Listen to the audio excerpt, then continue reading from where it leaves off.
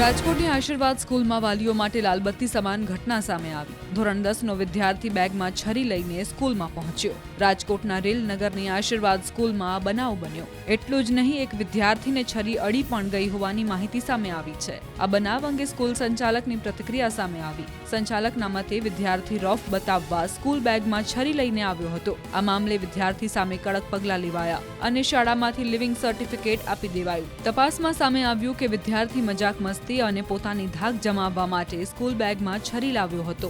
તો બીજી તરફ ઈજાગ્રસ્ત વિદ્યાર્થીનો પણ વાંક હોવાનું સામે આવ્યું। વિદ્યાર્થીને આગળ બેસાડ્યો હોવા છતાં તે પાછળ બેસવા ગયો હતો। શાળાએ આ મામલે આકરું વલણ દાખવ્યું અને વિદ્યાર્થીને તાત્કાલિક સ્કૂલમાંથી કાઢી મૂકીને દાખલો બેસાડવામાં આવ્યો।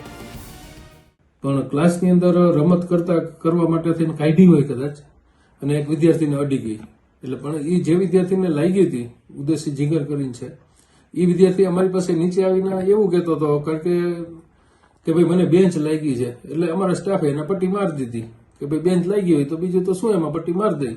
એટલે વિદ્યાર્થી અમારી પાસે એવી રજૂઆત કરી કે મને બેન્ચ લાગી છે, પણ અમને એવું લાગ્યું કે ખરેખર માહિતી મળી હતી કે એને બેન્ચ નથી લાગી એમ। એટલે મેં સીસીટીવી કેમેરામાં જે વિદ્યાર્થી બેને મસ્તી કરતા હતા એને નીચે બોલાવીને બેગ તપાસ કરી અને એ ખાલી અમસ્તો સીન નાખવા કે મસ્તી કરવા છરી લઈ આવ્યો છે એ હકીકત છે। અને અમે એ વિદ્યાર્થીને અમે એક્શન લઈ લીધા છે, એના વાલીને બોલાવી અને એને એલસી પણ આપી દીધું છે।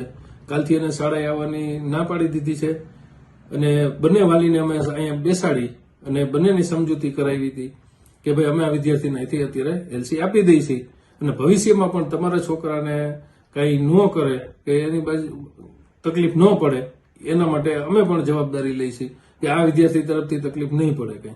પોલીસ ચોકી સુધી મામલો પહોંચ્યો હતો, ત્યાં પોલીસે પણ માફીપત્ર લખાવ્યું અને માફીપત્ર લખાવી અને ત્યાંથી બધાને રવાના કર્યા ત્યારે વિદ્યાર્થીએ સ્વીકારી લીધું, વાલીએ સ્વીકારી લીધું કે અમારી ભૂલ થઈ ગઈ છે અને અહીંથી ત્યાં મામલો અમે પૂરો કર્યો હતો। ઘટના હું હાજર હતો, પોલીસ ચોકીએ પણ હું ગયો હતો અને મને ખબર હતી કે ત્યાં મેટર થઈ છે, એટલે અને મારી હાજરીમાં અહીંયા માફીપત્ર લખાયું હતું। ધોરણ 10ના વિદ્યાર્થી બન્યા હતા। વિદ્યાર્થીના વાલી એમ કે છે કે અમારા છોકરાને છરી લાગી છે, ખરેખર અમે એને આગળની બેન્ચે બેસાડીએ છીએ, મેન્ટલી તકલીફ છે એટલે અમે એને આગળની બેન્ચે બેસાડીએ છીએ, તો એ પાછળ શું કામે ગયો એ પણ એક પ્રશ્ન છે અને અમારે એને પણ કહેવું પડ્યું કે તું તારી બેન્ચ છોડીને પાછળ શું કામે જાશ।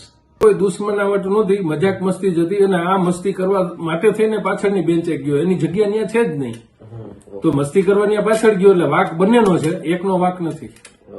અને અમે બંને બાબતમાં એક્શન લેશું કે ભાઈ જેનો છરી લઈ આવ્યો હતો એને તો મેં એલસી આપી જ દીધું છે, છતાં આ વાલીને અમે આ વિદ્યાર્થીને સમજાવશું કે તારે તારી જગ્યા છોડવી નહીં।